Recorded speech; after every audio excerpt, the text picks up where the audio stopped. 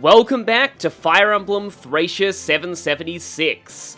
Last time, we rescued Aval from petrification and the insane Loptrian altar, and now it is time to take down the Loptrian Church's presence in Thracia once and for all. The battle for North Thracia finally ends today in endgame Sworn Upon a Sword. I've done all of my item management and deployment slots off camera, but I will just explain the way that the deployment order works in this one. So you can choose up to 18 characters, and you need to deploy a minimum of 6. If you have less than 6 people alive at this point, I think you're actually soft-locked. Speaking of soft-locks, you will need some door keys or thieves with lockpicks here. So, this is the group that I've gone with, but it's split up into smaller groups of 3. Basically, Leaf is the first deployment slot, and every other deployment slot after him goes around here counterclockwise. So, deployment slot 2 goes here, 3 goes here, 4 here, 5 here, 6 here, and the 7th slot goes here, and then it continues. So it cycles around counterclockwise from Leaf. So our goal here is to stand on the seals at the center of each of these 6 altars. These altars are all guarded by Fenrir Loptrians, and they can potentially one-shot weaker people like Lithus and Lara, but they're there for lockpicking anyway. My aim is to take out all of them on the first turn if possible. Now, only one of these these seals is guarded right now, by this guy, Moose. Yeah, this is a zombified Raedric. That's what they were alluding to at the end of chapter 24 about his body disappearing, and they somehow had another Loptrian Fang. So this guy is incredibly magically resilient, but he still goes down quite easily to the Bragi Blade. He does have Pavis, though, and a 20% chance of triggering it, which is irritating. He also has Wrath, which is, irritating as well.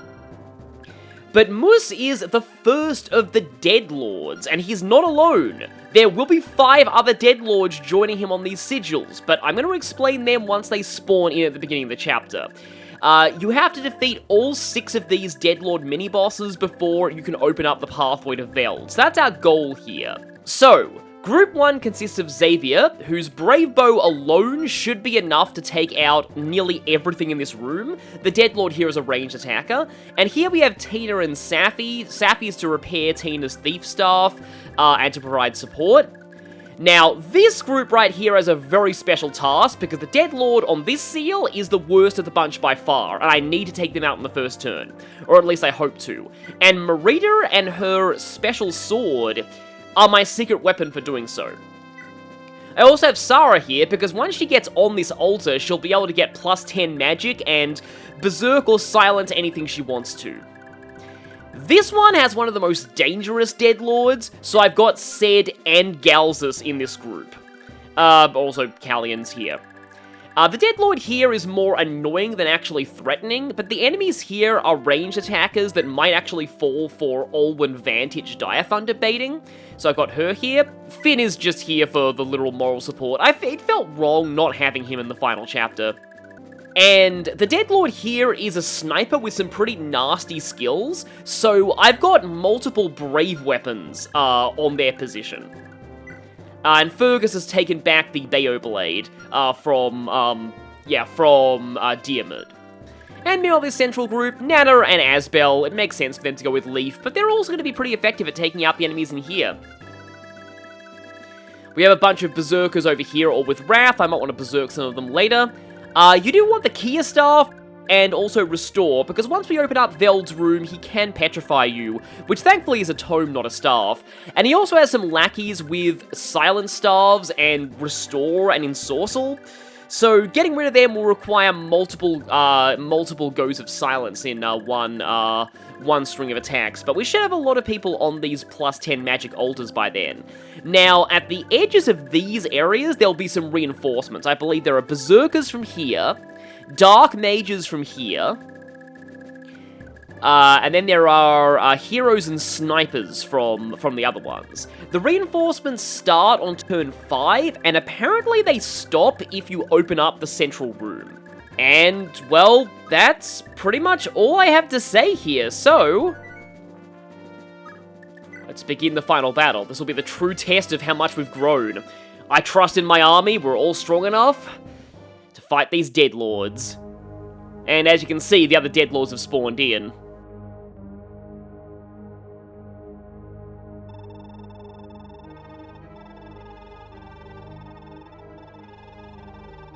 Best do it yourself with the aid of the corpse of Raedric. When did you get here, Eminence? You're not supposed to be in this game! It is kind of cool we get a bit of a preview of this guy. I do like his portrait for Thracia.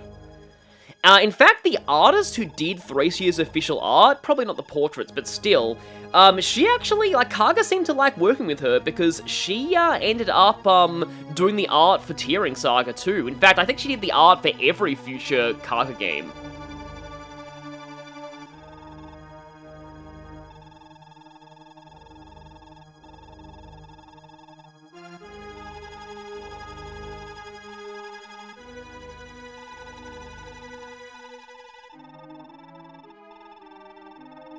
If he lives, then he'll become a Master Knight, and that will be major trouble for me when I'm fought in Fireable 4. Now, the dialogue that's about to happen is... it's something I'm very, very, very iffy on. That's an understatement. This dialogue right here, yeah...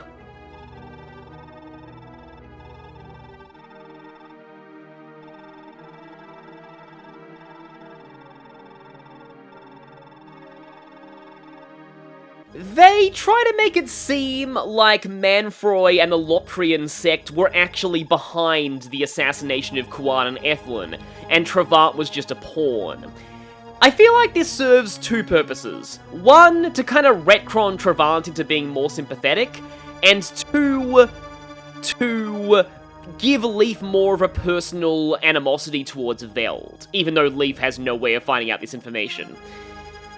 Yeah, they kind of served to plug a few things that were really just plot issues to begin with, and I've never really liked it when, you know, writers suddenly turn around and say, oh yeah, these other villains were actually behind this one guy all along in, like, a sequel. It's just, I feel like it kind of cheapens Travant in a way. Like him attacking Kuan and Ethlin in the desert was one of Genealogy's biggest and most shocking moments, and to retcon that into just him being a puppet of a greater villain all along, it's just...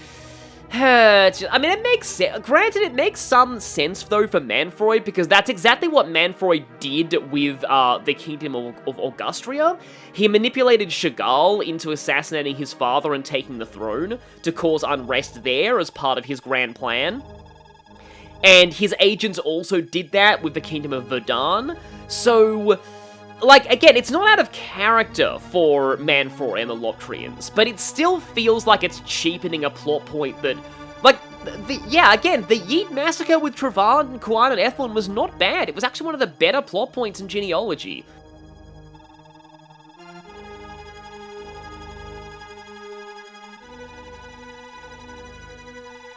Yes, one of those rebellious children being said. I kind of feel like if Leaf didn't unite everyone, said probably would have.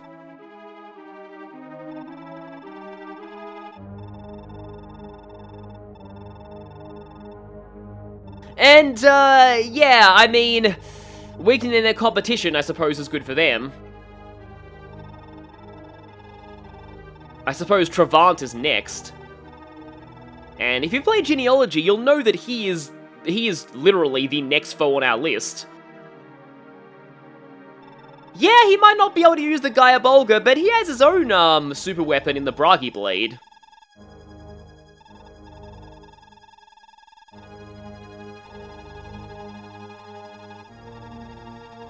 It's kind of ironic that Veld was the one who's like, to Raedric, I'll give you one last chance, and now he's on the receiving end from his boss.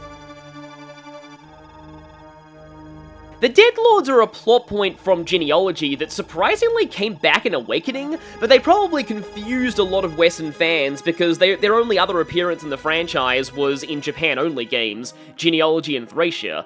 However, the mini-boss morphs in the endgame chapter of Fire Emblem 7, along with some of the enemies in the final Verdant Winds chapter of Three Houses, resemble the Deadlords in a lot of ways, both gameplay and story-wise. Super powerful, zombified versions of past heroes, who form, like, late-game mini-bosses. Yeah, I do wonder, all those who started with Awakening, what did you think of the Deadlords? Were you confused? Because they were entirely intended as a gigantic callback in the Japanese version. Like, longtime Fire Emblem fans would have definitely recognized them. You know, thinking about it, I mean, I know this sounds silly, but, like, the Return of the Deadlords is kind of similar to how much of a fanfare the Return of the Koopalings was in, Mario and Luigi Superstar Saga. And then they started overusing the Koopalings in everything, but that's beside the point.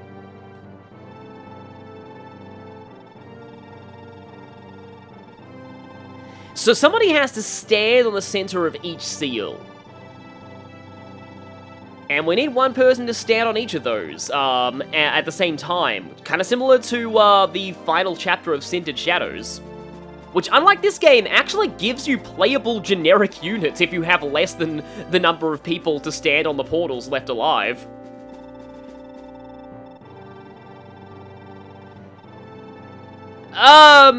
Well, I had that mentality when I played Fire Emblem 7, my first Fire Emblem. I was like, oh, who cares if I lose people? It's the final chapter. And then I saw a bunch of, you know, dead in the epilogue, and I was like, oh no. And then I never sacrificed people again. So let's go over the Deadlords, starting with the worst one, Canis. Canis is Sarah if she was dead or not recruited, and that's true of all of the Deadlords. But in my view, Canis is the worst of them by far, because she's a clone of Sarah in terms of her skill set. Adept, Miracle, Wrath, and Paragon. Paragon's pointless for an enemy, but still. Wrath and Miracle are terrifying to face. And she also has Nosferatu. She'll probably crit you and recover all her health. And if you leave her alive, she can berserk anybody she wants to because of her 20 magic and being on an altar. But I have a secret weapon against her, and that secret weapon is Marita's sword. It gives Nile. Nile is going to, thankfully she only has 5 attack speed thanks to being weighed down by Nosferatu. Nile will negate Miracle, Wrath, and Adept. But first I have to open this door and kill this Loptrian. So the question is, can I do that? I do believe I need a crit, however... Oh, no, I have 0 follow-up critical modifier, so... Okay. Okay, wait, this is what I was going to do. I was going to open the door with Marita, then dance for her. Unfortunately, that one tile there is not in range of, is not part of the altar, so I still only have 26 attack. I kind of need to get a crit on the first hit or an adept crit. I don't really see that much odds of that happening. I may actually have to use Sed to warp Galzus in. I suppose I should try you first. Okay, no crit on the first one. No adept. Yeah, that's actually not good. One of the rare times Sarah's 0 follow-up critical modifier is a bad thing. I mean, it's always a bad thing, but it's rare you actually see it trigger. And no Vigor Star. Okay, so... yeah, I am gonna have to... Callian's the one with the door key, so I can't actually warp him away. Or can I? Maybe I should actually trade first. Door key, and then... warp. I would rather warp Callian over than Galzus, because I might need Galzus down there to fight. I'll explain in a moment. Okay, good. Sed's capped a bunch of things now. And yeah, so Callian with the Master Sword should be able to brutalize this guy. And only did one shot. Good. Now, my other worry is that if I break Marita's sword, then the Master Lance people might pose a massive threat to Marita. But my plan here is to go for Marita's sword. My accuracy is not the best with this, but my idea is that I get a bunch of skills triggering. And I need to get crits or a bunch of skills triggering. Because, again, Marita is my secret weapon here. Gotta negate that wrath. Okay, immediately crit her. Canis is down. And that means my sword's not broken. And it won't break because they'll only attack Marita from range. And you're in range of anyone. Okay, so, next step is Bovis. Bovis is Galzus if he's dead or not recruited. And he is an exact clone of Galzus in terms of both stats and inventory and skills. So that is really scary. That's why I put both Galzus and Sed down here.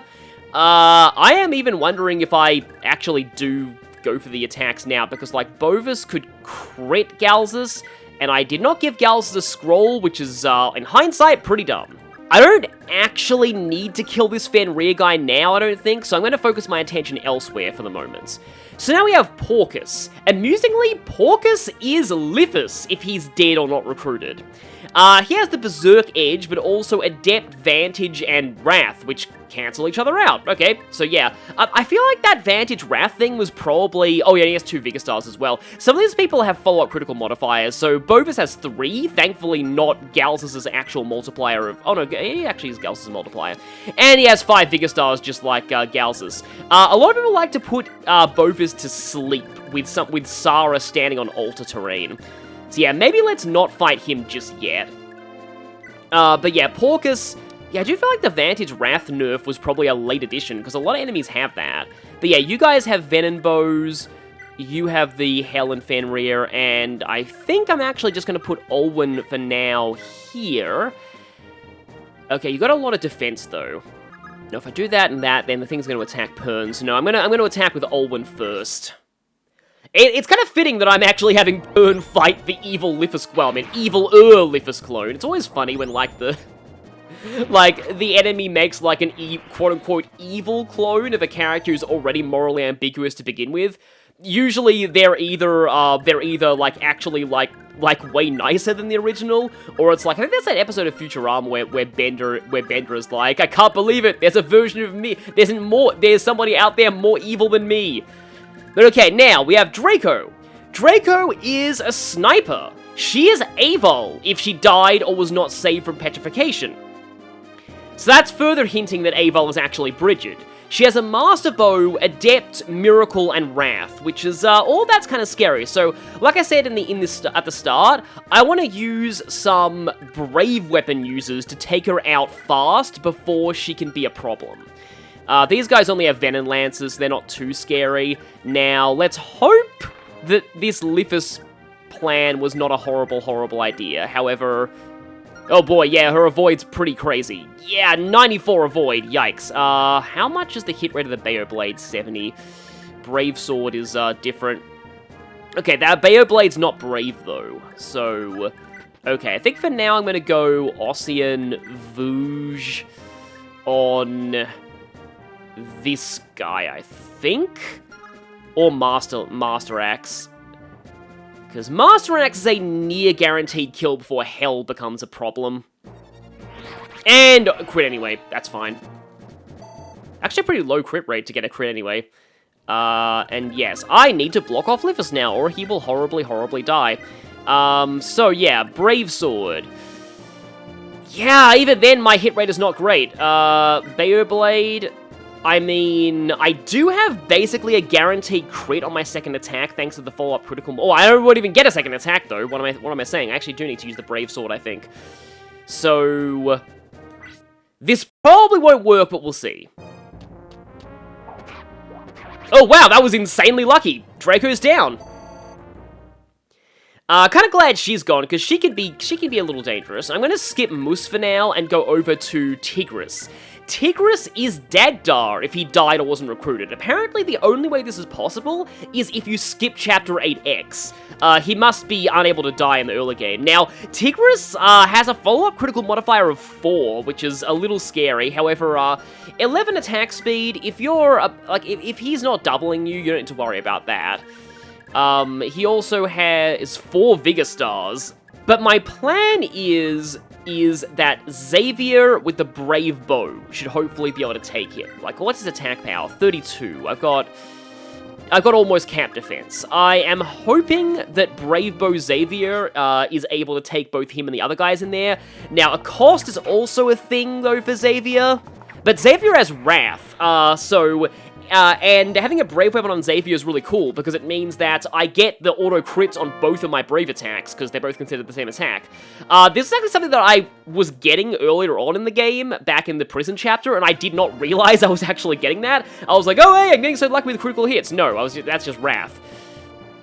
So yeah, I have that. And now, last but certainly not least, is Moose. And for this, I am gonna unlock that door with Asbel. I am gonna get in here with Nana and try and take out this guy. Yeah, I suppose I should do that and then have Leaf just fight Moose. It would be kind of fun to have Nana kill him, but really best to just take everyone out as soon as possible. Okay, I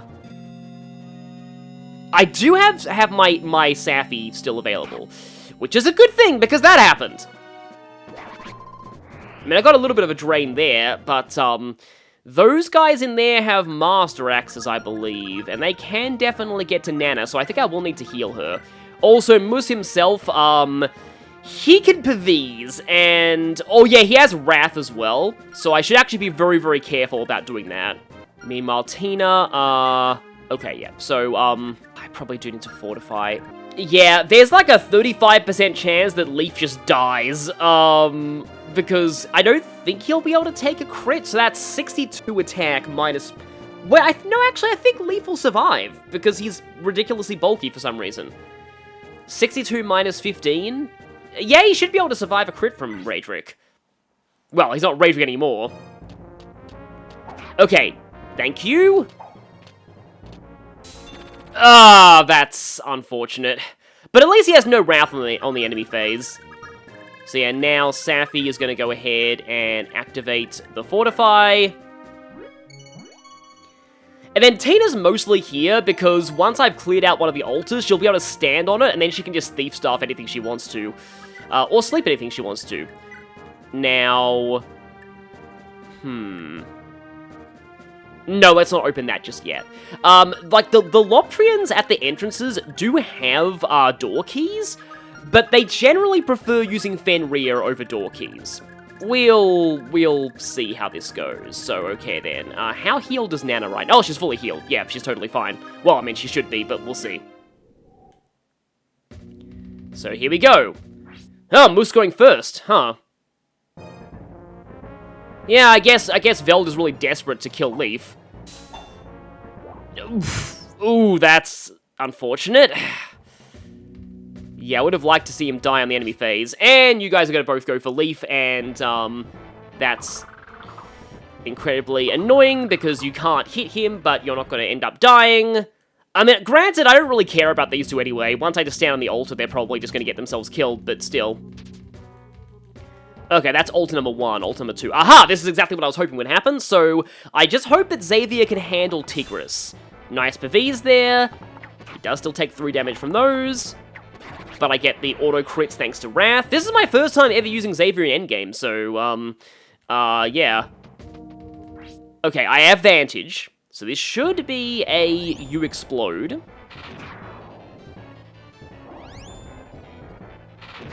Missing a 90 here would be really bad for Olwen, though. So let's hope that does not happen, because she might end up... Actually, no, she had 8 attack speed with Dire Thunder, which probably won't get her doubled. We'll see. It's funny how they're just throwing basic Armor Knights at us. But yeah, overall, this chapter conceptually is quite similar to Fire Emblem Blazing Sword chapter final. Because you're also fighting a bunch of very strong mini-bosses. Oh, Callion. Interesting. Huh. As long as he dodges, like, at least 2 of them... Yeah, he's fine. I think he's fine. And Marita should be okay here. Yeah, even if they both hit her, she's fine. Thankfully, only one did. Yeah, they like to use Fenrir from a distance. Which is actually a real problem if you've got, a cost. Also, that is actually a very strong Fenrir. Due to the altar terrain. Okay, right. You're also probably gonna die. The moment of truth, though, is, Tigris himself. I believe Tigris has always been a warrior. In every game that had Deadlords. Some of the Deadlords swap classes sometimes, but the Swordmaster and Warrior Deadlords, I believe, have always been their respective classes. And I think Orcus has always been a promoted thief. Okay, I'm alive. That should, hopefully... There we go, yeah, Xavier's fine. Cut it a little close, but he was fine in the end, and that's what matters. Okay, so, let's open up that door. And now... Well, unfortunately, I can't actually, thief anything, but... She can sleep pretty much a whole bunch of enemies here, but...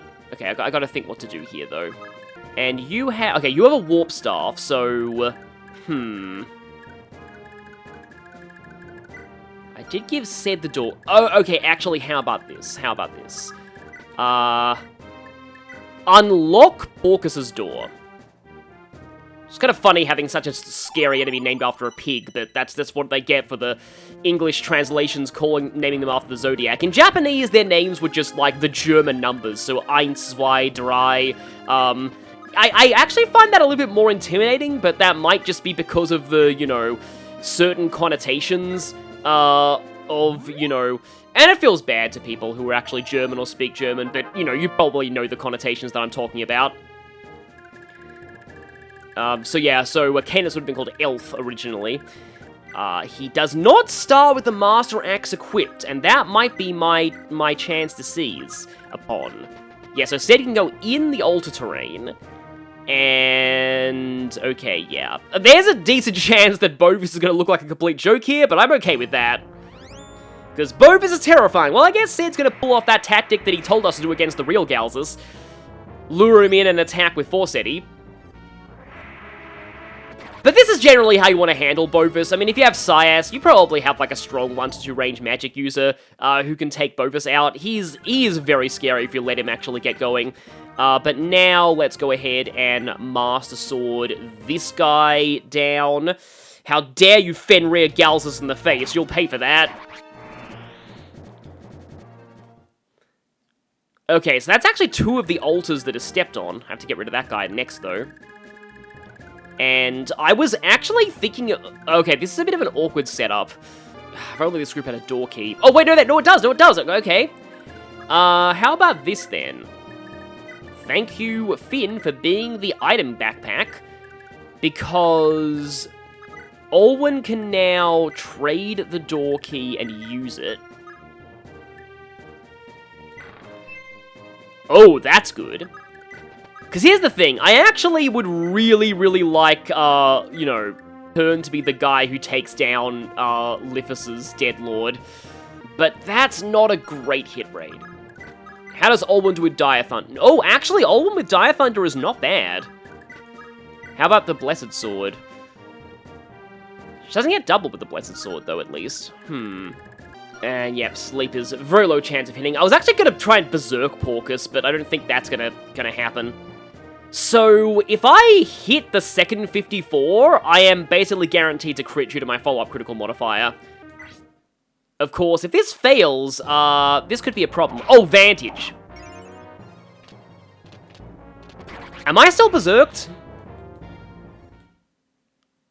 I am! Okay! So... That's interesting. Oh, dang it. Can I fix that? Wait, hang on. Am I allowed to sleep my own Berserk people? I don't think I am. I can't capture him either. Oh, no, no, no, no, no, no, no, no, this is not good. Is there any way I get out of this? Because Burn's con has gone so high that I don't think many people can actually capture him. Because I need to get the Vigor Star, don't I? If I warp Sarah, get the Vigor Star, I can cure him. It's just like, Lara's just not in the right place.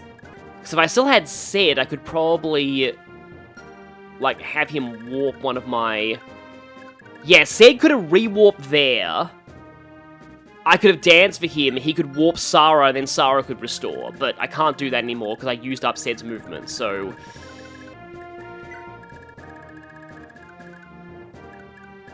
25% chance. It's all riding on this, I guess. Oh, I actually got it! Wow! I probably did not deserve that, but I'm putting the animations on for this.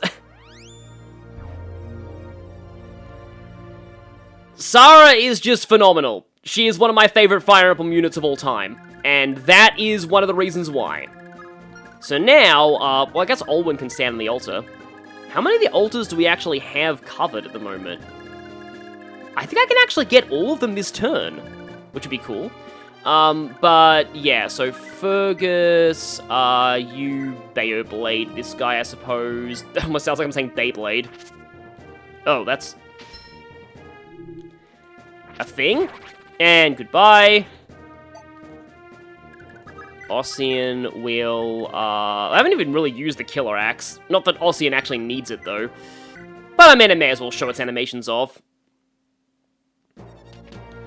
Yeah, it does look pretty cool.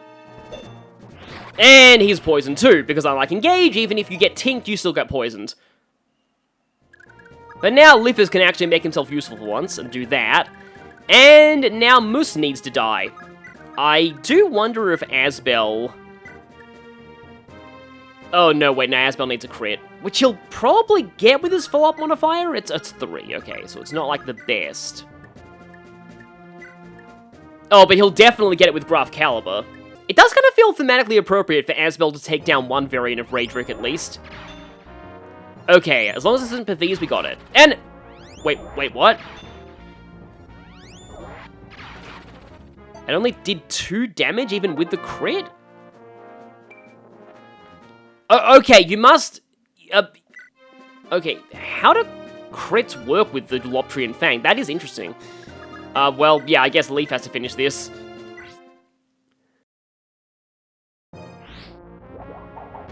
There we go, wow, yep. We're just critting this guy all over the place. But yeah, with that, I actually think we can open the central altar now.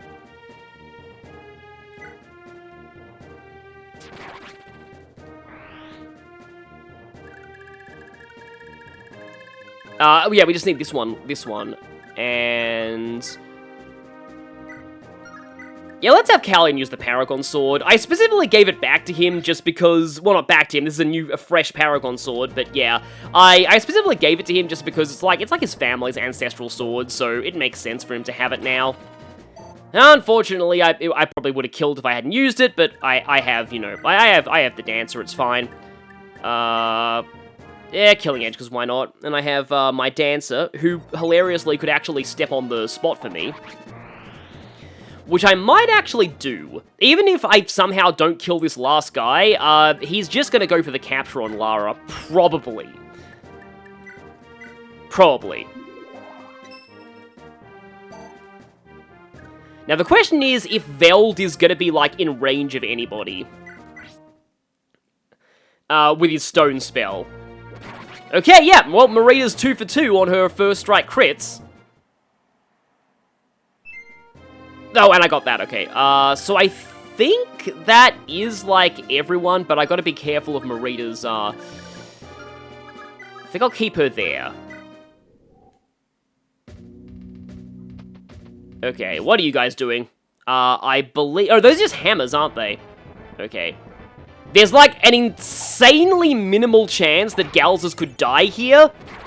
If, like, they both hit him with 1%, but thankfully that didn't happen. It would have admittedly been kind of funny, though. Oh no, 19 attack on 14 defense. Yeah, that wouldn't have killed him. But okay, they're gone. Who's left? The guys in the moose chamber, right? Yeah, there we go. I think you might be the only random enemy left right now.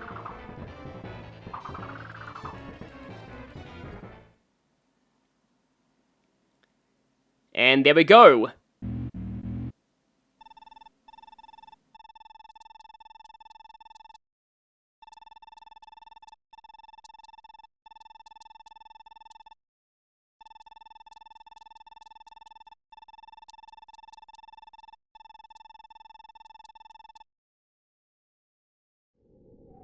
I do at least like the whole petrification theme this guy has going on. It makes him a little bit of a standout. But okay, so now Veld himself is accessible to us.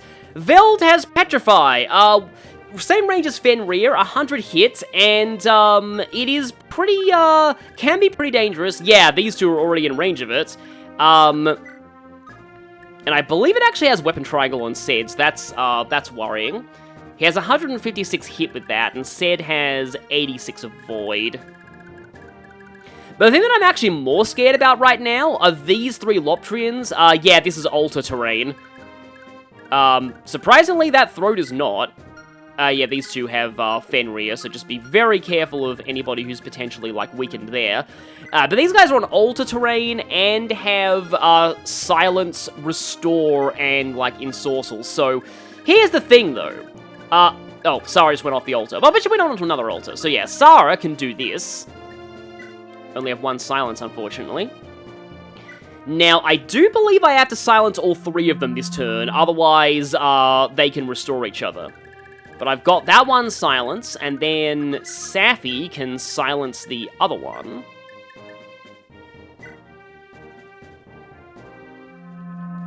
And then I think Sed needs to silence the third one.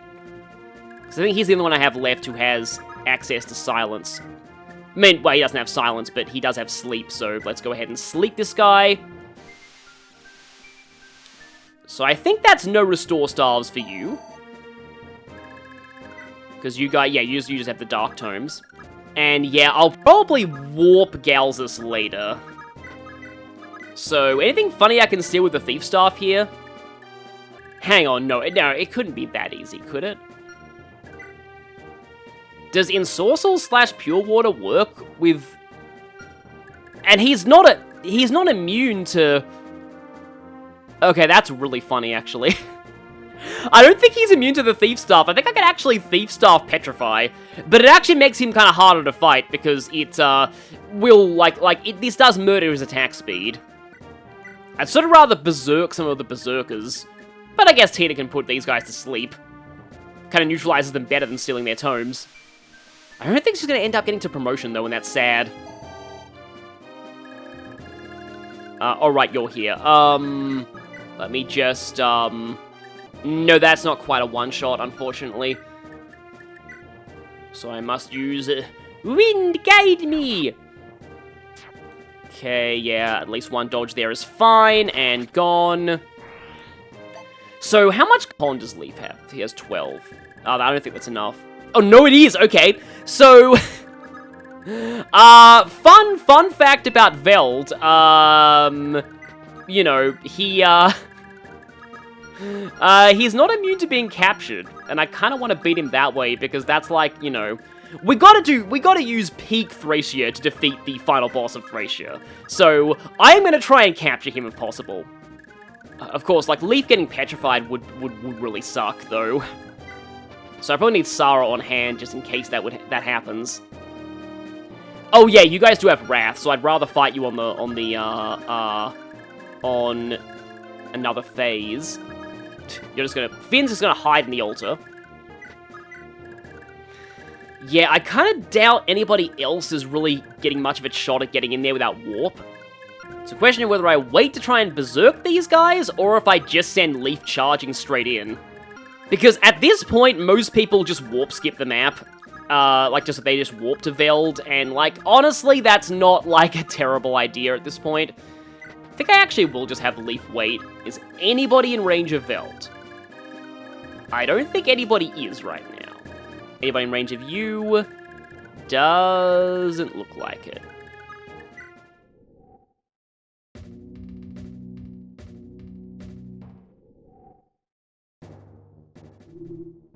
Yeah, some may consider this whole status staff thing cheesy, but, like, the enemy does it too. Like, they've got, you know, plus 10 magic silent staves, so it's only fitting for you to use the staves right back. I guess this finale of Thracia really is just a full test of your skills in that regard.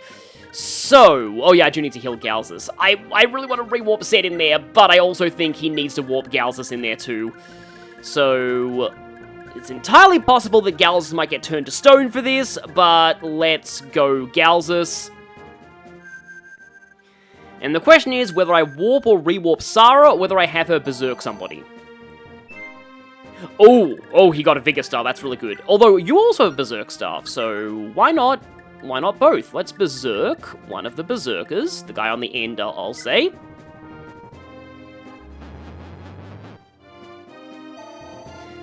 Yeah, this mechanic of, I know that it's very open to cheesing, but the mechanic of status staves always working if the enemy has less resistance than your magic is, like, to be honest, it's actually a mechanic that I find quite fun, and I do wish would be more Fire Emblem games.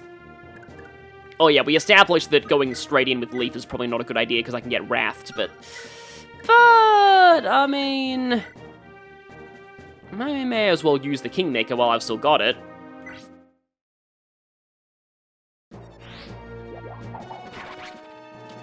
I'm glad we get to see those crazy critical animations one last time. Yeah, Leaf's level capped, isn't he? Yeah, like, he actually capped out his level in both his classes, which is pretty impressive. Alright, yeah, we established equipped Forseti, and we rewarp Zed in there. Yeah, let's just go behind, just in case silly things happen with stone. Because I'm not sure if the enemy tries to kill or caps you if you're stone. And now the ultimate travesty, Zed didn't actually cap speed, but he capped magic and skill at least. So yeah, now he only has 33 attack speed. But yeah, I think I don't have Fortify anymore. Okay. Oh, Gals has 2 vulneraries. He should probably just vulnerary. I think. Yeah, let's go ahead and do that.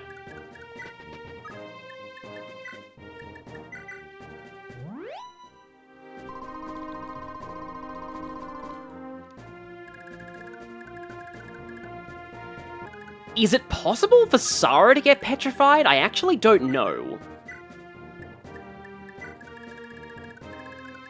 I suppose for now, though, I'll have Sarah go just out of range, just so that I'm not trying my luck with it. And I believe Tina still has her turn? She does, so... Sleepy time for you. That's every single Loptrian around Veld neutralized, so now it's just the Berserkers.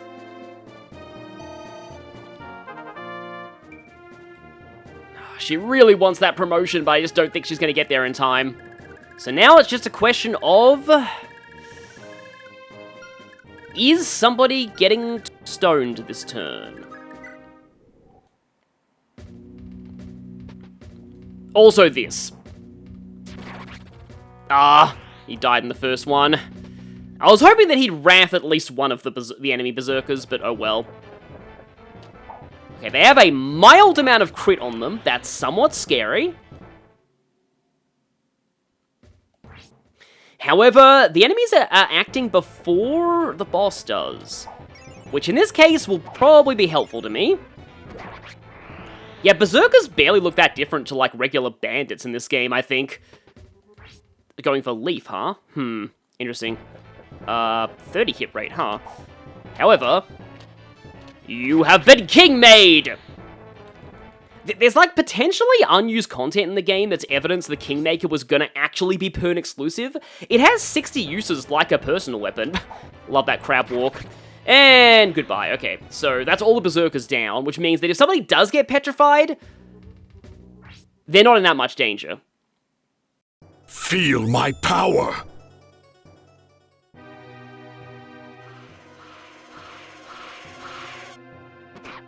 Be still.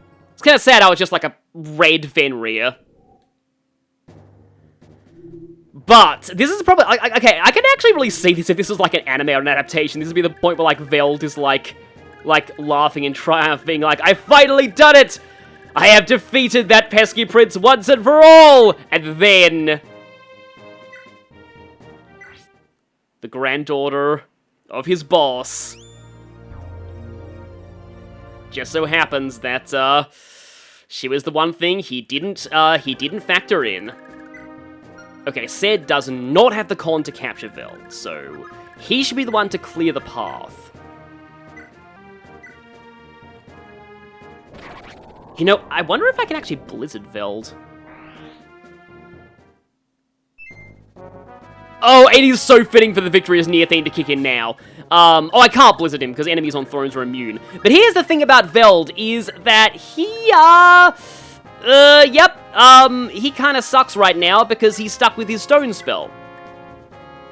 And I've got to fish for crits to do it that way.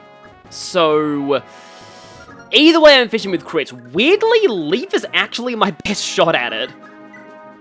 Of course, Forsetti's probably... Yeah, 33 attack speed to 0. Forsetti's gonna murder this guy. What about Blizzard, though?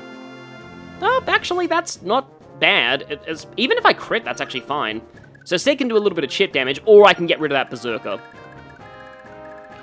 Or... oh, I have Xavier for warping. Actually, that's not a bad idea.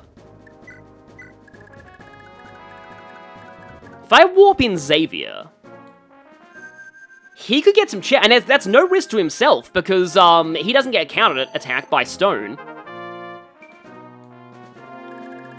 So, yeah, if Xavier attacks with the... I have to not crit, though. Well, actually, a few crits might not be the worst thing in the world. I am save stating just in case things go weird and I actually kill Veld without meaning to. Veld, the one fireable final boss, where I'm gonna reset to not kill him.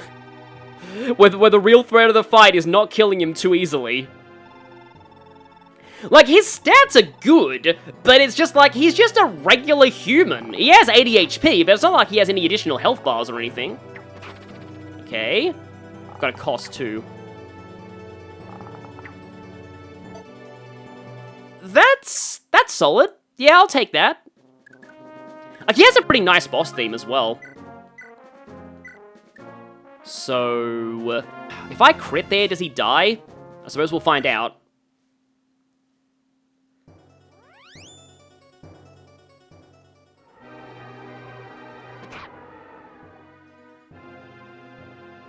Yeah, it is a good song. And now...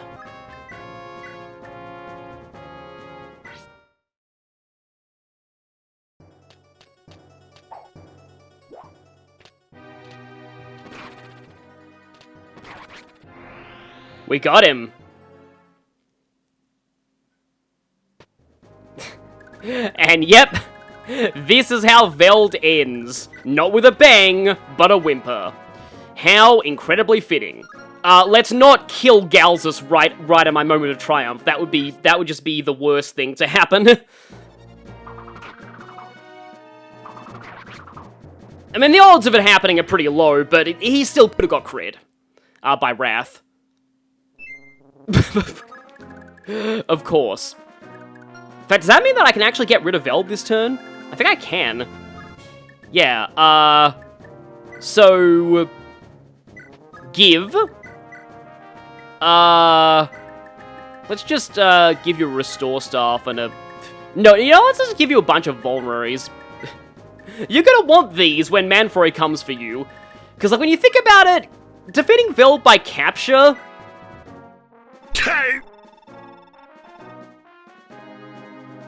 it makes sense to humiliate him like that. Defeating Veld by capture, it really just means that, like, it's not a mercy. It means Manfroy's gonna hunt him down and kill him. It's very much, like, it actually reminds me of the ending of, that one case in Ace Attorney, you know, Justice for All, if you know what I'm talking about. But yeah, like, you know... He hasn't got long before Manfroy comes for him, so it's not really a mercy defeating him by capture. And it's just outright humiliating as well.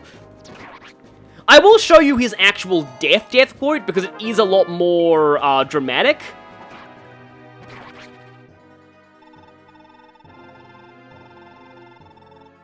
My death is meaningless. Lopter will not fall. Struggle as you may.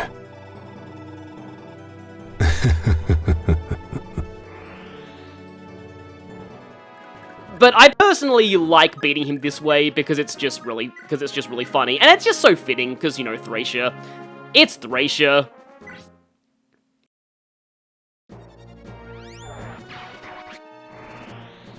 Beating the final boss with Thracia's most infamous mechanic. Makes sense. Okay, yeah, you can get Master Axed. And this would mean I've actually routed this map? Yeah, like, if you're prepared, have good staves, have a good army, and get lucky with that Vigor Star and don't get Pern, and don't get Pern berserked and killing everyone. Oh, your magic is too high for me to Thief Staff you. That's a shame. I wanted to end this by Thief Staffing that one last guy. You know what? Let's end this on a capture.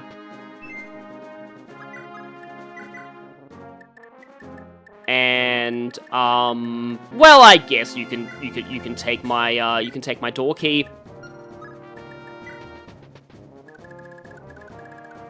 Status? Leaf's army. No one else. And Leaf has a broken Kingmaker. And with that, we finally end this.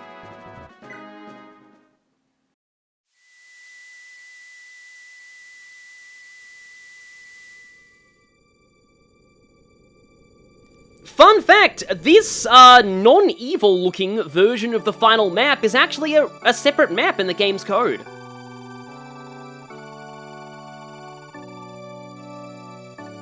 You can see the full map here.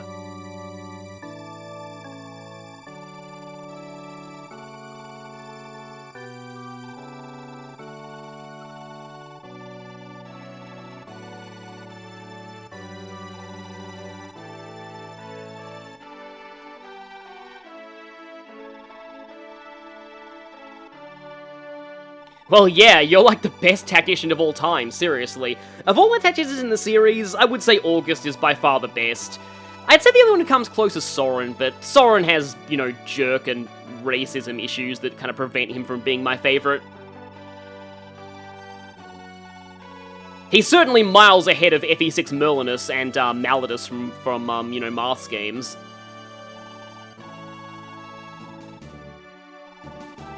And to think we met you in the employ of a group of pirates.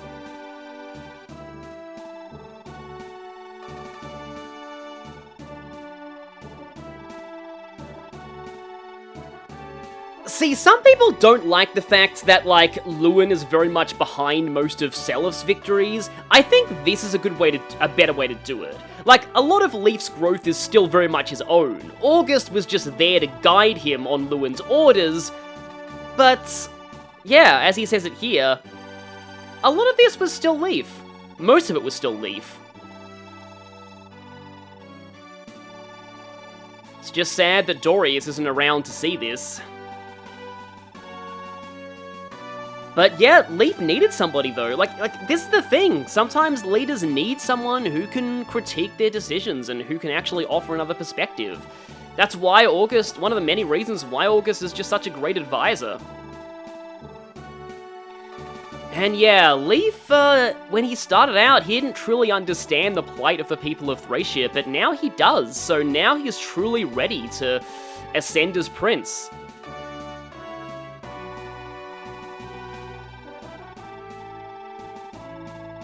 And so, at this exact time, Seliph was playing Genealogy and just defeated Bloom, which was also a giant anticlimax of a boss fight, because Bloom gave Mjolnir to Ishnar, and then he just had Thoron, so he just goes rip, yeah.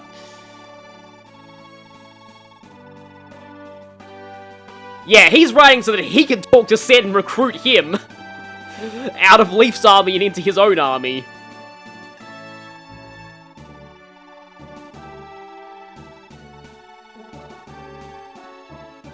Single day, yeah. Probably not Probably longer than a day, considering that genealogy's maps are meant to represent a really long length of time. Well, actually, no, it's kind of funny, because in genealogy, Leaf can kill Bloom with his own hands, but I guess that's been retconned. I mean, I think Kaga said Thracia is only one possible timeline of FE4, not the definitive canon, but I like to think it's the true timeline. Yeah, Leaf had to liberate Munster. That was what he needed to do. It makes sense for Seliph to go for the other one. Plus, it also means that Teen could have killed Bloom herself. Although, granted, Bloom was pretty nice to Teen's mother, but yeah, it's mostly Hilda that Teen... Oh, Teene, that's how it's pronounced, thanks to Heroes. Yeah. Let's not talk genealogy, though. I might give my thoughts on that stuff in the credits, maybe.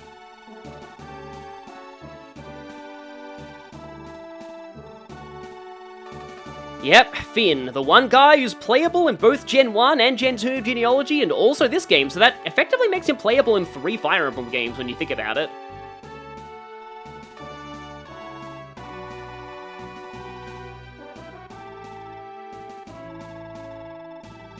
And yet he has the same voice actor in Heroes as the Black Knight.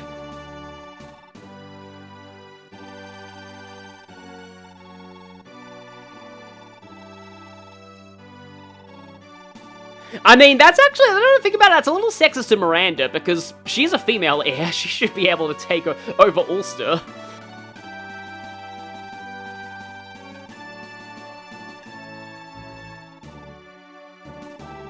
Well, yes, let's hope that nobody like Raedric rises again from any of these kingdoms. That we won't see a twofold traitor again.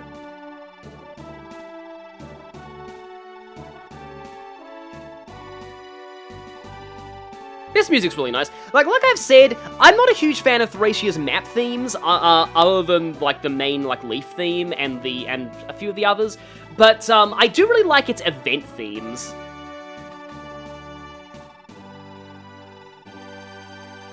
Well, yeah, why do I get the feeling Travant's gonna meet with an unfortunate accident soon?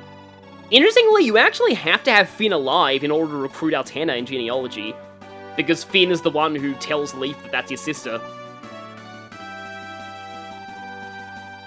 And hey, Eivor gets dialogue in the ending, like a true Jagan. It's kind of an argument whether she or Dagdar is the Jagan. Gameplay-wise, it's probably more Dagdar because he's with you for longer. But story-wise, it's mainly Eivor.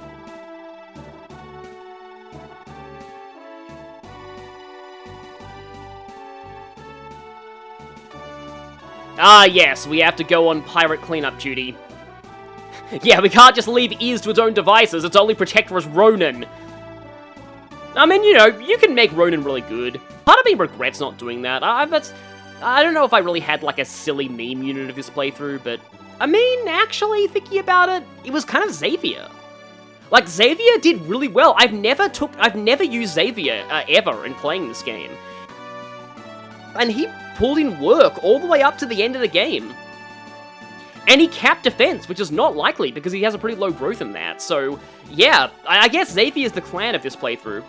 I don't know if there are many other playthroughs out there that really use Xavier seriously, because, like, you went through that much effort, you might as well use him. I'm sure Finn will be visiting Fianna a lot in the future. I guess all of this is just justifying why Eivor and the Freeblades aren't in genealogy, because they're just busy with their own stuff back there. And yeah, this is another reason why I prefer the B route. Nobody in the A route gets dialogue in the ending, but Miranda does.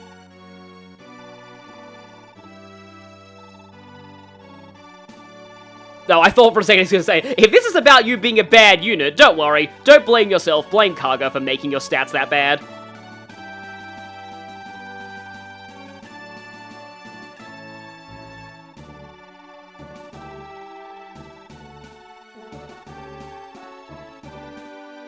Okay, well, at least her people want that. Oh, wait, no, hang on, don't do that. Don't do that! Nana would never... Nana would just come after you with her... I mean, Nana's not really a yandere, but yeah. You don't want to mess with Nana's Earth Sword.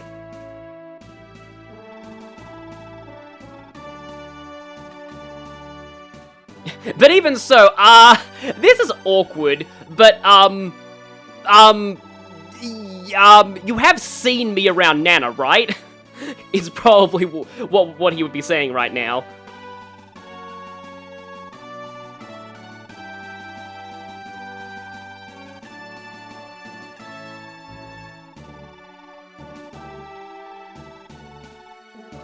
Oh, yes, that's totally the reason. That's definitely the reason.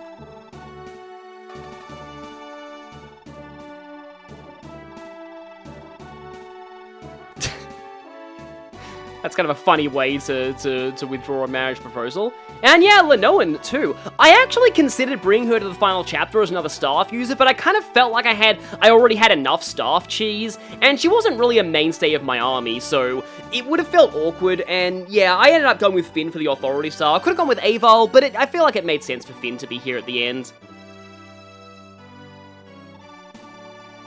And even Dean talks here. I actually could have brought Dean to the final chapter too. I feel like he probably just would have been similar to Callian's role, just a little bit less. Yeah. That almost reminds me of Vida from, like, Fire Emblem 7. Like, you know, her supports heavily imply that she ends up fighting on Zephiel's side in FE6, and you probably killed her in that game.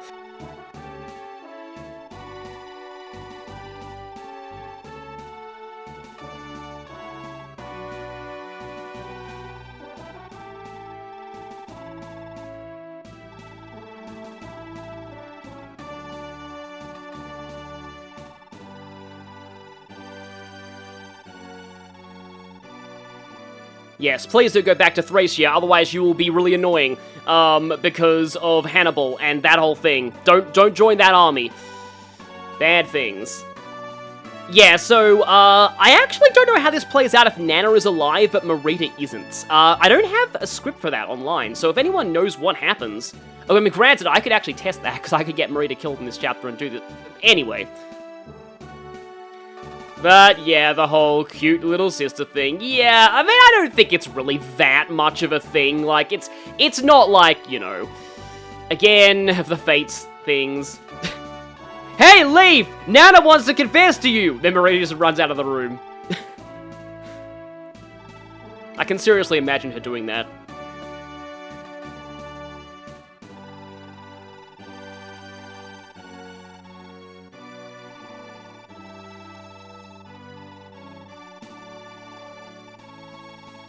I mean, yeah, just a big help anyway. You took out Reinhardt's entire squad single-handedly. Among many other things.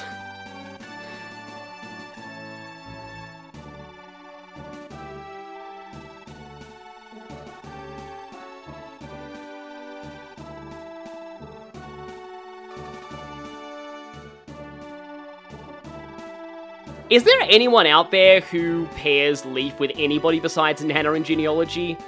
Like, I don't think... I would say that it's very, very, very, very, very, very, very unlikely. Also, yep, he straight up says it. And then Miranda in the distance is like, oh! Right! That's why. Okay.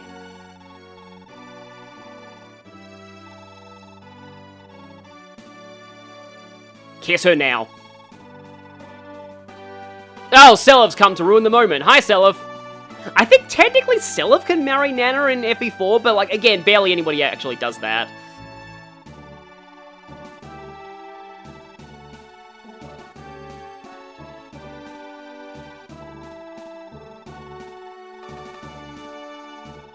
I merely played a momentary role in distracting, Ishtar and also recruiting, Avel's son. Yeah, because, that's where you get Farvel.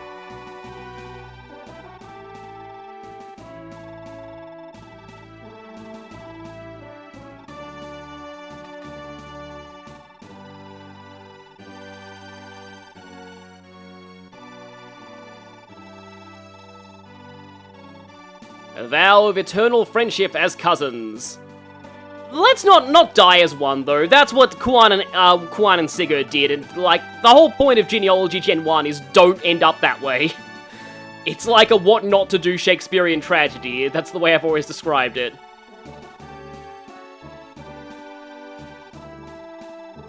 So that's where the Sworn Upon a Sword thing comes from. Well, I mean, that and Leif's oath on the sword to retake, his homeland.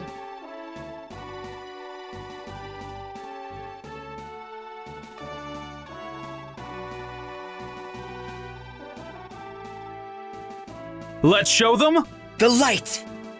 And so it ends with Leif surrounded by all of the most overpowered characters in the game and Xavier, I guess. Well, actually, it's already halfway over. There's only 3 more chapters left of Genealogy Gen 2. Yeah, I do kinda wish we got to adapt a little bit at the start of that, because Travant would have been a pretty cool final boss.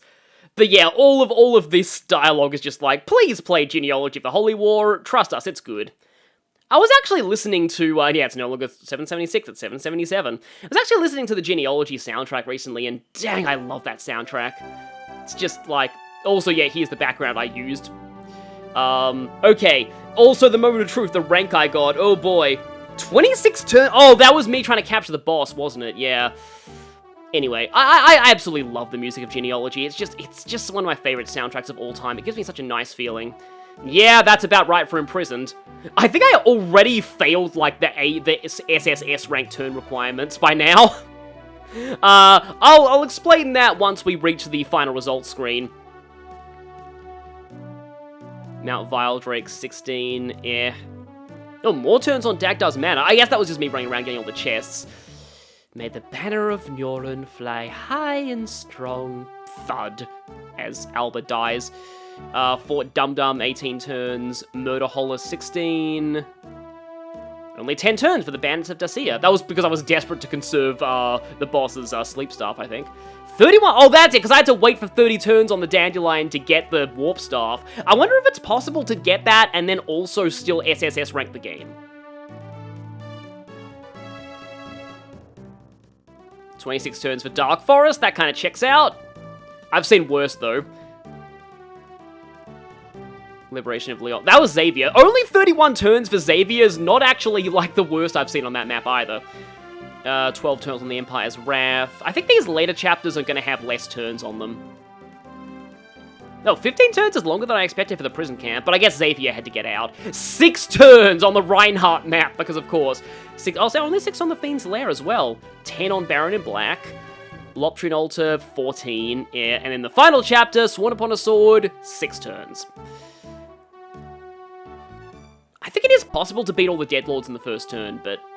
yeah, I think it's possible to do it in, like, 2. With, like, Warp Strats and beating the Deadlords.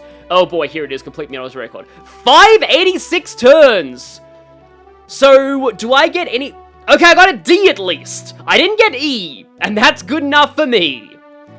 So, let me briefly explain how the rankings work.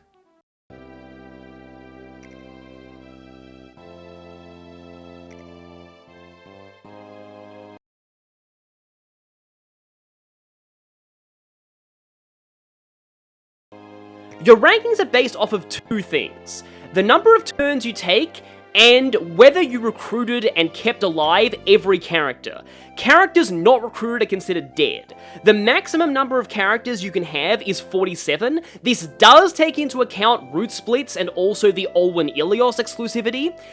So if you have 47 characters alive, then that is, then you get the best possible, like, set of turn counts for rankings, and an SSS rank is achievable. SSS, like, SSS and SSS are only achievable in the ROM version of the game. Not the Nintendo Power version. They added that in. So I believe this image will just stay here because I got a D rank. I think I was just barely under a C. So I almost got a C, which would have been actually not that bad, but yeah, it's purely turn count. The fact that it requires you to recruit everyone, like, I actually like that. In a lot of the games that have survival ranks, it only counts people that you actually physically got killed, rather than counting unrecruited people as dying. This also forces you to get most of the side quests. Any side quest chapter, or paralogue if you want to call them that has a recruit in it, you have to get it. And that means you're forced to play chapter 24X if you want to get the triple S ranking. So I'll show the rest of the artwork here in the credits. You get more artwork if you have a higher rank. There's one artwork that is only in the original version, yeah. 99 wins. I guess this does count losses. Did Leaf only die once in this playthrough? That's kind of interesting. Okay. 99 wins is pretty good on Leaf though.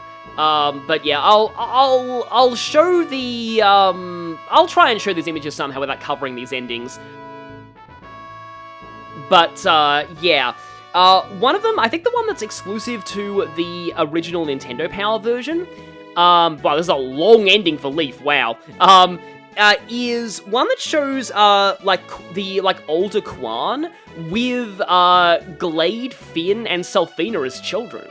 And it's kind of an interesting image because, like, it shows that Glade and Finn were childhood friends, which is something that you don't really see that often.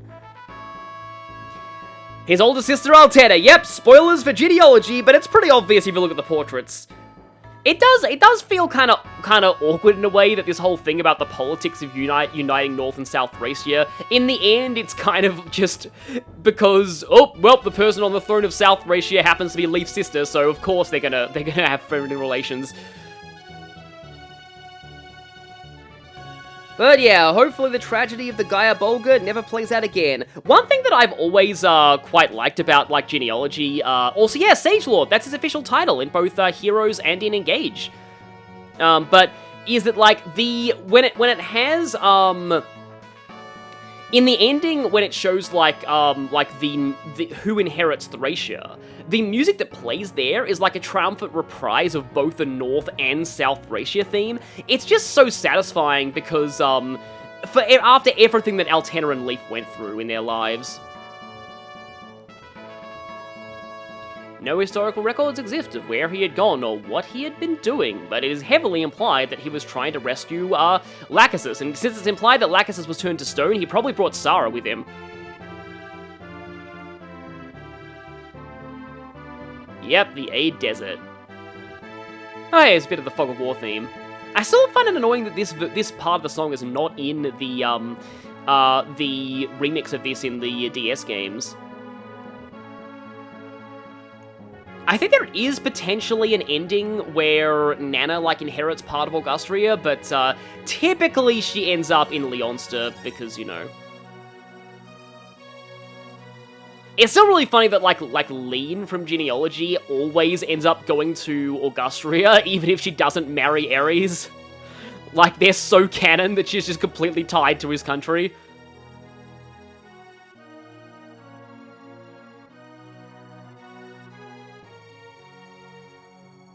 I want fan art of, like, older Leaf and Nana together, because that would be really, really just heart-exploding. Only 18 wins! 18 wins, 18 experience! She got 1 experience for every kill, I think. Temporarily led a quiet, peaceful life. Eventually, her Geas, the compact she had made with the dragons, expired. Oh, right! That must have been why she lost her memory, just like Lewin with Forseti. That must have been, like, how Bridget survived the Belhalla massacre. Interesting, I forgot about that detail. Belated reunion of her children became the subject of a timeless song. The song of how she now has 2 children and also an adoptive child, as you see right here, and also the adoptive child's biological dad, and also maybe her husband, who might be still alive, depending on who it was. Like, theoretically, she could actually be, married to Lewin, but, like, that, nobody would ever do that.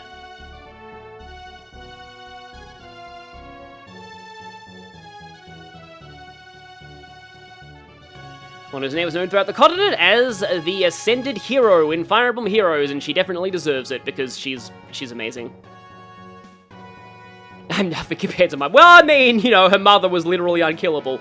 Which maybe was because of the pact with the dragons, now that I think about it. Maybe there's, like, an actual reason for that. Layman turned hero, only 5 wins. I did use him a little bit in my alternate file. Yeah, these endings are going to be kind of long, so, yeah. And I will explain the endings of the people who, I didn't recruit on this route. So, hey, I guess he becomes the mayor of Fianna. Nowadays, Fianna is the envy of every village on Thracia's east coast. Only the east coast, though. The west coast doesn't like Fianna. Apparently. Hey, Ossian! 137 wins, nice. Beating out Leaf there. Many children, wow, okay. Yeah, he and Tanya certainly got busy.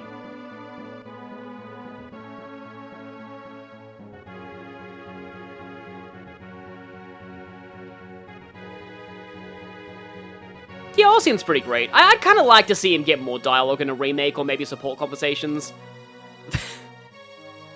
Wow, yeah, old man Ossian would be pretty hilarious to deal with.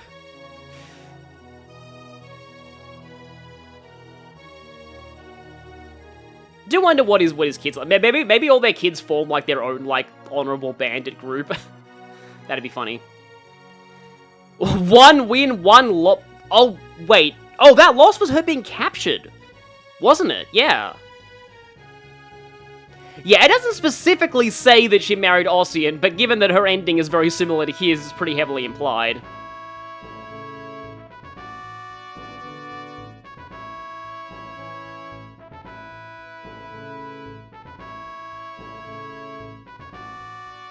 Yeah, we're still not even through with the characters recruited in Chapter 1, and it's already been a little while. This is quite a long set of endings, but yeah. I hope you're okay with the long video this time, but for the ending, it makes sense. Oh, right, I think he died to, like, something with a cost, I think, off-camera, maybe? I will fully confess that a lot of, I did not... Some of the fail channels I didn't include because they just weren't funny enough, or I was getting kind of frustrated. So that is one thing that I will say about my thoughts on this project, is that, I really enjoyed it overall. I love getting to Thracia. Actually, really enjoyed this game. Oh wait, I have to mention this. Dagdar's beloved man, or the man whom Dagdar loved. Yeah, make of that what you will. There's some people like to interpret Marty as being in love with Dagdar, and yeah, that's fine. Yeah. Definitely a valid interpretation of that title.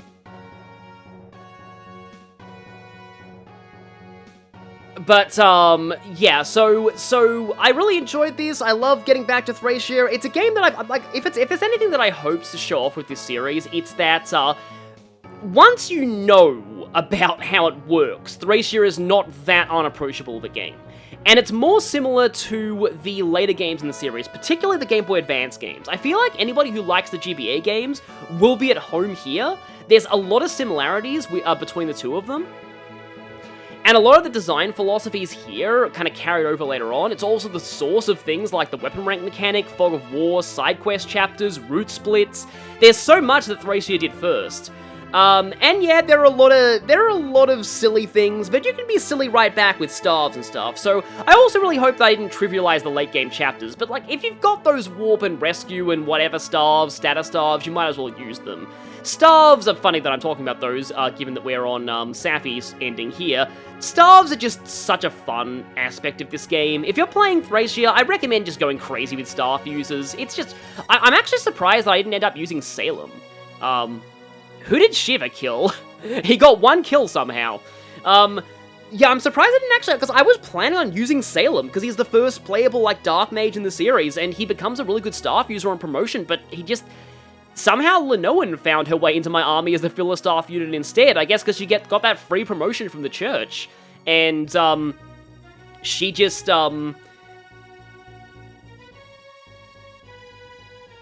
she just became really amazing because she just got to A in staves. Like, that's the thing. And I, you know, criticize Sleuth for that. I do feel like Lenoan has a better unit identity than Sleuth, though. So, now, this is actually really interesting, Lithus' ending. One of the few to only post as a government official and served one as a short time before vanishing. 7 losses. I mean, it's Lithus, it makes sense. During his time in office, the Skerpros garrison wiped out the pirates still hiding in the Corsair Isles and other nearby islands. After that resounding victory, Lithus simply disappeared from the pages of history. Yeah.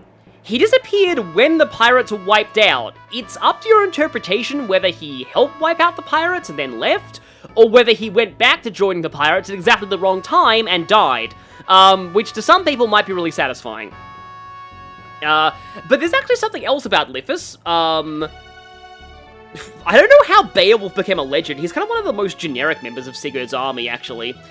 I suppose a long-lost prince of the Connaught royal family would make sense why he'd use the Bragi blade, but I like to think it's because of Beowulf. Yeah. I think Fergus is pretty cool. He's a really fun unit as both early game and a long-term investment. Hey, Karen! A lot of people like buffing her up with scrolls and making her really strong. Unfortunately, I didn't, but she still proved to be very useful, despite me not training her. Yeah, that's why her class was Pegasus Rider, because she was never officially a Pegasus Knight until now. But yeah, the thing about Lithus that I want to mention here is that there's something in the novelization that was done with Lithus that's kind of funny, but I don't think it's canon. So, the novelization implies that Lithus goes to another continent and changes his name, robs a temple, pulls 5 special gems off of that temple, sells them to fund an army, and found his own country. Heavily implying that Lithus is in fact Arda, the founder of Arcanea from Marth's games, who was a thief who raided the Fane of Ramen and stole the things off the Fire Emblem. Also, Sen only got 14 kills, but in the words of Gwimpage, the speedrunner of Fire Emblem Radiant Dawn, regarding Kanagas, those were some very strong kills. But yeah, anyway, so, yeah. Given the timeline of the founding of Arcanea and genealogy supposedly being set 1,000 years before Marth's games, I don't think this is canon. It's just a silly nod that that thing did, but, it'd be really, it is kind of funny, admittedly. So yeah, rest, and he became a priest as his father was before him. This is potentially what TV tropes would call an orphaned reference, because there is an unused playable character who is a bishop and Asbel's father. Well, it's heavily implied that he's Asbel's father because his death quote mentions Asbel. He has the same portrait as Syas' grandfather, though. I wonder when he would have joined, because he has really high magic base, but he has virtually no speed. Apparently, Brighton was the leader of the Magi before Ced showed up, kind of like Nolan was the leader of the Dawn Brigade before Micaiah. So yeah, it is heavily implied that Brighton's wife is Machua or Macha. Some people think they're married during the game, but no, it says new wife, so it's implied they don't get married until after the war. Yeah, Marge is a really fun character. Having a female hero is pretty cool, and having her use axes. I was informed that she is definitely not the first female axe user, because Lachesis can promote to Master Knight and use everything, including axes, with an A rank, but yeah.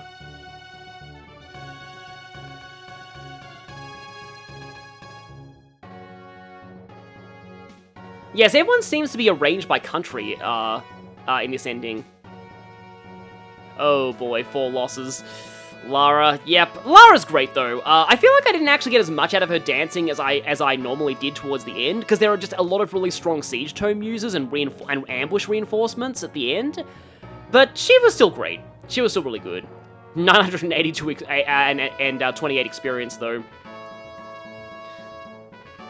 I'm glad she got into Heroes as a dancer. I mean, her outfit there is probably a bit too provocative, but still, it's kind of cool to see. That's a bit of a spoiler, but, it's nice to have her represented. Has every game's dancer been in Heroes right now? Wow, Dalsin got more kills than Ced? Yeah, if you transfer over that Brave Axe, into your, Munster party, he actually can put in a lot of work. And if you promote him, he is the only one who can use Lance indoors besides Xavier, and he's probably more likely to get a higher rank in Lances than Xavier by the end of the game. I don't know. He hasn't yet Pavis, though, which is sad.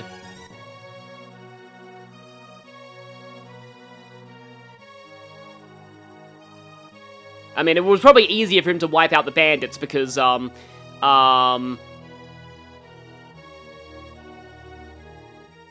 that's kind of interesting. it would have been easier for him to wipe out the bandits now that we dealt with Gomez. Kind of wish I could have captured him, but I think the only way to do it is get really lucky with Marty. Oh boy, Hicks, yeah. But yeah, Hicks is he's interesting. He's very similar to Brighton. It's really, you know, whether you use either one of them or both of them, they kind of do really the same thing. Brighton has Wrath, but Hicks has a 2x follow-up critical modifier. So I mean, I saw a guide from like Mecha say something like it's almost like he has the critical on his second attack and Brighton has his crit on the first attack. Ever vigilant. Oh, that's a Space Marine. I was wondering who says that. That's like a voice clip from a video game, but it's Space Marines. Wait, Glades? Wait, hang on. No, Glade didn't get killed in... No, he did. Why did Glade's crit from the soldier not count? Maybe that's due to a save state, but I reloaded saves when anyone died. I'm confused. How did Glade's crit from the soldier not count?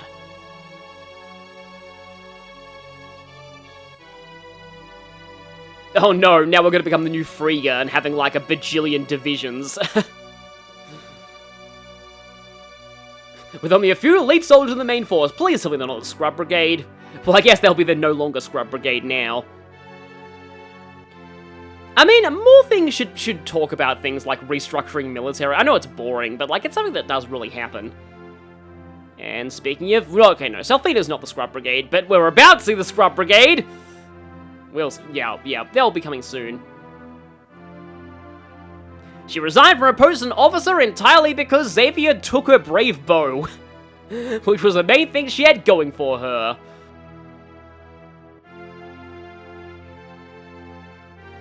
Okay, so she kind of became Lucius from the Elite games.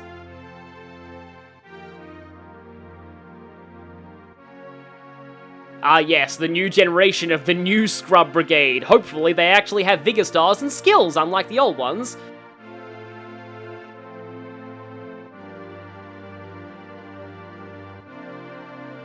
I mean, she's cool. I was about to say she's a bit too minor of a character to be called that, but like in my mind, Avol's the mother of Thracia. But like, yeah, hey, I guess like Selfina's a decent character. And she is theoretically, like, probably better than Robert, but still. He got 4 kills somehow. Enjoy these endings, it's like the only development the Scrub Brigade get at all. Okay, I'm glad that at least one of the men retires too, because otherwise I would have called Selfina's ending sexist.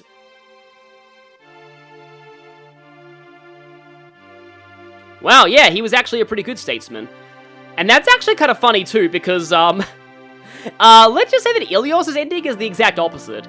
Basically, in Ilios's ending, he gets the noble title that he wanted, but he turned out to be terrible at governing and runs his province into the ground, and then just, like, runs away.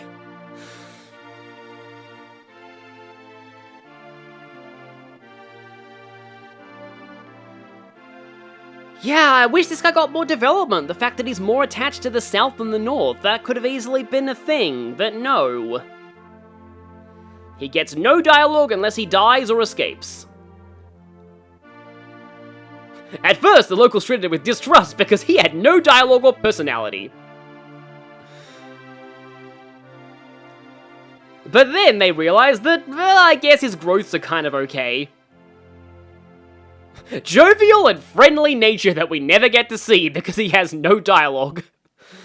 Thracia remake. Please give the Scrub Brigade support. Oh boy, no wins and 1 loss. Yeah, that was the Wyverns. Yeah, he died to those stupid Wyverns. I just didn't know how AI worked. Yeah, that was also a thing. Hey, Robert actually stayed in the army. Robert, was one of the ones I actually used in my first playthrough. I used him quite a lot back because a guy gaslit me into thinking he was good, but like he actually does well if because he at least has a Vigor Star. If you train him, he does well sometimes. And yeah, Robert is like an unknown lady killer. Oh boy, it's just like Lloyd from Trails from Zero. Hey, Callian! Yeah, 87 wins and 2 losses, not the best, but I think Callian did do pretty well for me in the end. It was a rough start, but yeah, it was fine. Oh yeah, Maith, that's the first castle of Thracia, isn't it?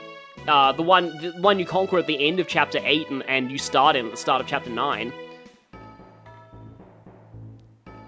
I thought for a second the music was about to go into the Zelda theme there. One of the most influential factors, yeah, not for people who don't use him. I once saw a playthrough where it was just like, going through the credits and then getting to him and he's dead and then he just says, "Rip Callion Lamau." Yeah. The Callion is usually either really, really good or really terrible. Oh yeah, Olwen's ending is really interesting too. You'll see. Yeah, whenever she thought of her brother Reinhard, she was overwhelmed by an odd mixture of pity and anger.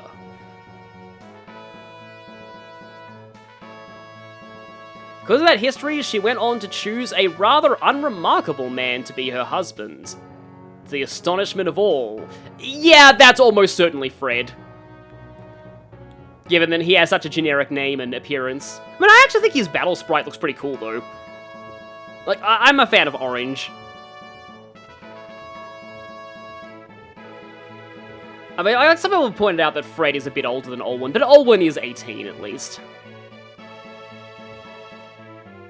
I kind of like to see somebody, like, use Fred all the way to the end. Like, he's pretty good. Yeah, okay, yeah, it's definitely Olwen. A young noblewoman with the close ties to Frigga's inner circle. Yeah, that is totally not somebody we know at all.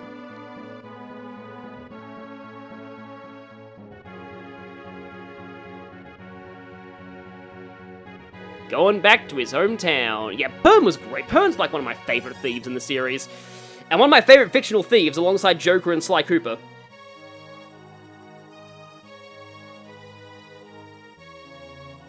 Some say he returned to banditry, others say he helped rebuild Tara.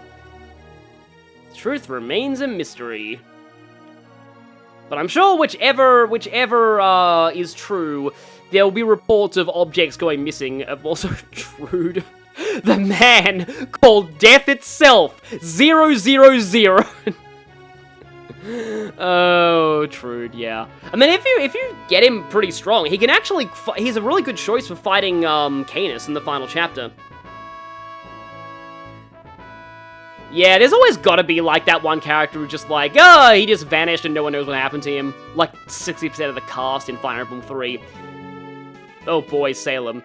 Does that loss count when I fought him? Like, when he was an enemy, or not? And yes, so I love this. Salem basically writes, like, a documentary about, like, how I was part of a cult and how much it sucked. A warning to future generations.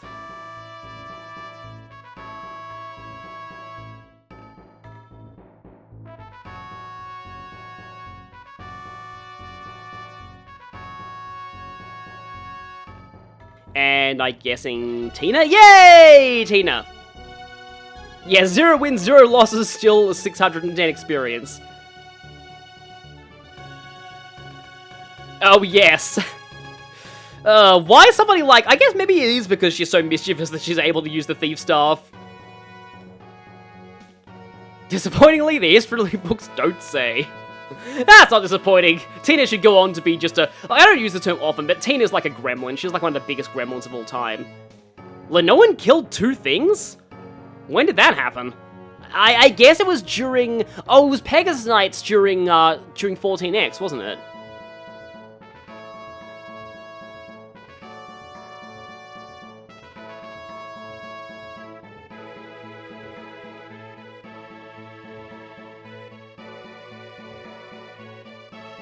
And yeah, never married, so, yeah, Lenoan and Dean is not canon.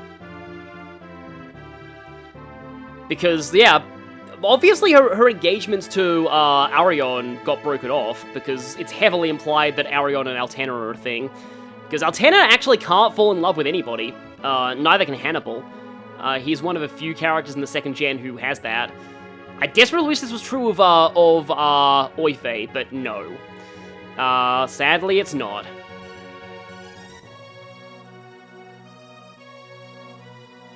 Yeah, well, it's a good thing he didn't go back to his old army, because if he had, then we probably would have force-edited him in the face. That'd just be so sad, like, Sed is, like, with, like, Selif's army for genealogy, and it's like, hey, Wyvern, eat Forsetti. Oh no, I know that guy, crap. Hey, Edda got 3 wins. That was also probably in 14X. Yeah, that's the thing about Edda and about, like, the old guide's gaslighting, because the thing with her is, she might be, like, not Dean, but that doesn't mean that she's bad. She's still a flyer. She still has a good lance rank at base. She can use, like, killer lances. Yeah, she can actually do pretty well. I like her red eyes, too. Kind of, yeah, matches the armor. Still kind of wild to me that Dean was the first playable male Wyvern rider in the series. Oh, wow, that actually is... I know people who do that, and that actually really is unhealthy in the end, ultimately, so... Yeah, kind of worried about Edda now. Oh, Homer got way more kills and experience in my other file. Seriously, like, if you haven't used Homer in Thracia before, do it. He's really fun. He is one of my favorite growth units out there. And I like how he's actually, like, a little different to most sages because he has primarily, like, a light magic basis. Kind of feel like the only other sage to do that is Molder, if you do make him a sage in Sacred Stones. Well, it couldn't have been the Ballad of Eid, because that was already written. Unless Homer actually wrote that. Hey, it's Shannon! Of no use! Shannon returned to his native Isaac. The end. Shannon, of no use. That should be his title. Yeah, ill-suited to the life of a sellsword. Yeah, that makes sense. It is heavily implied that Shannon is in genealogy. Like, he's not named, but there's a village, only if you have substitutes, there's a village in chapter 9 where you meet a guy who is not Shannon, but looks like Shannon. Taking up farming till the same ferocity as his final assault. That's amazing. I love to see that. Yeah, Ralph is another character who's, like, super boring and generic, but he's not bad. He's actually a really nice filler unit, and he was, like, the savior against Xavier, so, yeah. Like, at base, he can use the Sleep Sword and not kill the lieutenants, even with a crit.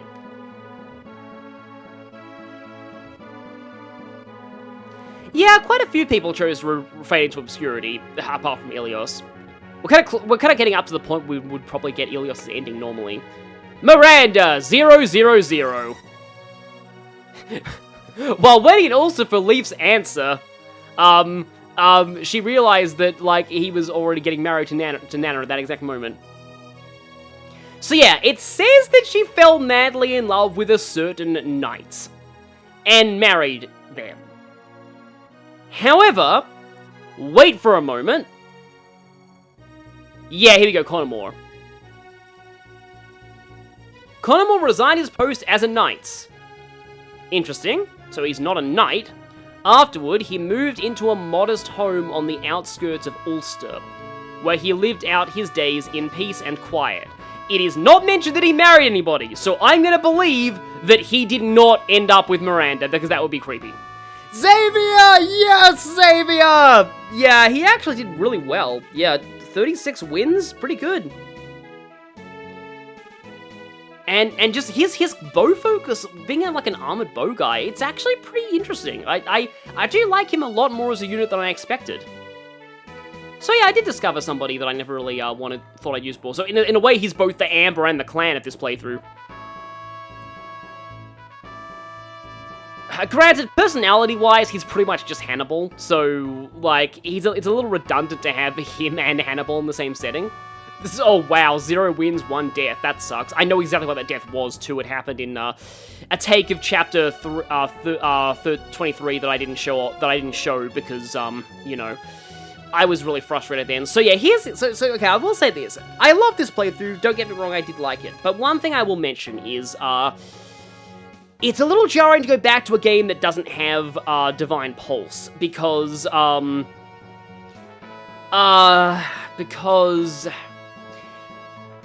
normally, I'm okay with it from a design philosophy perspective, but when you're actually recording a full playthrough, recording a chapter for over an hour only to fail at the very end and have to restart the entire recording sucks. Yeah, there were chapters that I spent over 3 hours of raw footage recording, just because I would get to late in the chapter and I would fail. And yeah, I probably should have been using save states, but that just felt a bit cheap to me. Doomed by Fate? What? okay, that's kind of sad. Because she seems fine to just be around people and just be herself. Because, yeah, she still lived. She was fine. Yeah. Maybe it's just like, oh, yeah, she was Manfroy's child or something, then that's why, but, oh, she was the last one. But yeah, like I said, that was a problem sometimes. Also, these videos took a while to edit, so I'm sorry if uploads got very sporadic towards the end. That is because, like, I had to sift through hours of footage just to make one video. In other Fire Emblems, I basically had the My Castle or Somnial parts to kind of break things up, but I didn't have that here, and I like now to upload every chapter as a single video, even if it ends up being long, because that's just kind of the way that YouTube works now. And I also just feel like it's more convenient for people searching for footage of these chapters. So, yeah, this was, I mean, like, I had more fun with the game itself than I expected, but the recording and editing process was more strenuous than I would have thought for this. So, I hope the next Fire Emblem I play on the channel is less, in that regard. And as for the next Fire Emblem I play on the channel, I have talked about genealogy a lot in this series, and the only reason I'm not playing it yet is I do feel it's probably next in line for a remake. I really would like for it to get a remake. That would be really cool. It or FE6. And so, whichever one doesn't get a remake next, I'll probably be playing on the channel. In the meantime, though, while I wait for a potential remake announcement, the next one I probably do will be either Shadow Dragon or Blazing Sword. Blazing Sword is interesting because it's a game that I don't like its gameplay as much as I used to, and I feel like the cast is horrendously unbalanced, which makes me a little afraid to do the bios. But at the same time, that was my first ever Fire Emblem game, and I have a lot of nostalgia towards the music. Like, I can hear Fire Emblem 7 music and just get misty-eyed.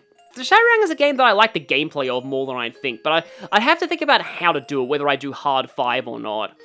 Because things do kind of even out in difficulty in that one later on, but it's very rough in the beginning, and the early bosses are just stupidly unfair. That is about all that I want to say, so join me later for the full character bio compilation, as well as unused content for Thracia, which is very interesting. I actually really love this game's unused content, and I'm really looking forward to talking about it. And then join me for more Fire Emblem one day in the future. Definitely more Atlas-related content as well. More streams if you want to stick around for those. And maybe some other surprises too. I've actually got a surprise project that I'm working on in my head right now, but it might not be on this channel. So on that tease, I'll leave you. And I'll see you all next time. This is Big Clinky signing off.